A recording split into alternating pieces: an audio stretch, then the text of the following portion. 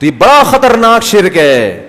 ہاں اس پر جو اشکالات ہوتے ہیں کہ پولیس کو بھی تو مدد کے لیے پکارا جاتا ہے, وہ تمام اشکالات کے میں ایک بیان میں جوابات دے چکا ہوں, اس کو سن لیا جائے دوبارہ.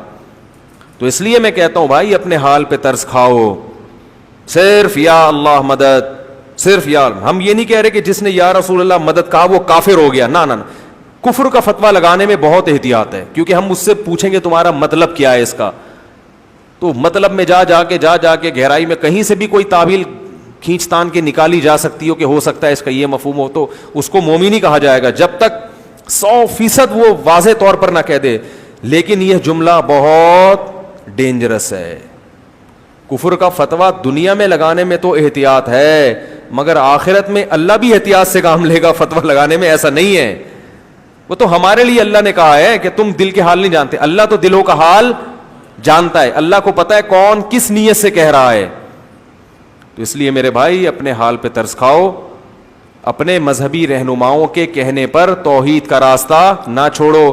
عیسائی بھی اپنے آپ کو توحید پرست کہتے ہیں کہ ہم ایک اللہ کو مانتے ہیں, مگر اللہ کو ان کی توحید قبول نہیں ہے. تو اگر آپ بھی یا اللہ مدد, یا رسول اللہ مدد, یا علی مدد, یا غوث آدم مدد, سارے اللہ کے علاوہ پتہ نہیں درجنوں لوگ ہیں, اور یا رسول اللہ انظر حالنا, اے نبی ہمارے حالت پر رحم کریں, اے نبی ہماری طرف دیکھ, یہیں سے بیٹھے بیٹھے پکار رہے ہیں نبی کو, اور یہ عقیدہ ہے کہ نبی صلی اللہ علیہ وسلم بنفس نفیس ہماری مدد کریں گے, یہیں سے بیٹھے ہوئے ہمارا کلام سن رہے ہیں, اور خود قبر میں سے ہوتے ہوئے ہماری مدد وہیں سے کر لیں گے کیونکہ اللہ نے آپ کو اختیارات دے دی ہے.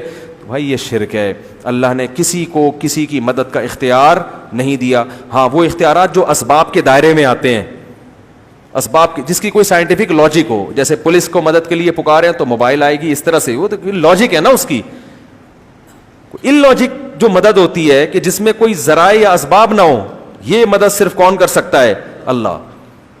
اس کا اللہ نے کسی کو اختیار نہیں دیا. تو ہم نبی صلی اللہ علیہ وسلم کے بارے میں عقیدہ رکھتے ہیں تمام پیغمبروں کے سردار, بلکہ بعد از خدا بزرگ توئی قصہ مختصر, اللہ کے بعد نبی ہی کا مقام ہے, قصہ مختصر. شاعر نے کیسی پیاری بات, شاعر نے کہا تم نبی کی شان بیان کرتے ہو, کہہ رہے میں مختصر بات کر کے گل ویلے دی تے پھل موسم دا قصہ ہی ختم کر دیتا ہوں. بعد از خدا بزرگ توئی, اللہ کے بعد کون ہے؟ پیغمبر.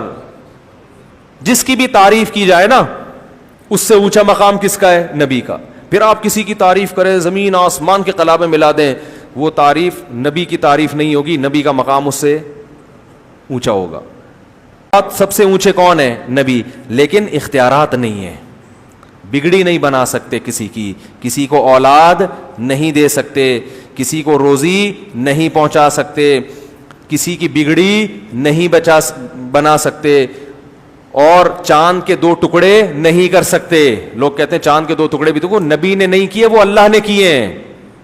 نبی کو حکم تھا اشارہ کر دیں میں ٹکڑے کر دوں گا. تبھی نبی سے مشرکین اور بھی معجزوں کا مطالبہ کرتے تھے, آپ یہ کریں آپ یہ کریں. نبی نے فرمایا کہ سبحان ربی ہل کنت الا بشر رسولا, میں تو انسان ہوں بھائی, میں یہ نہیں کر سکتا کہ یوں اشارہ کروں نہریں جاری ہو جائیں, میرے میں اختیارات تھوڑی ہیں.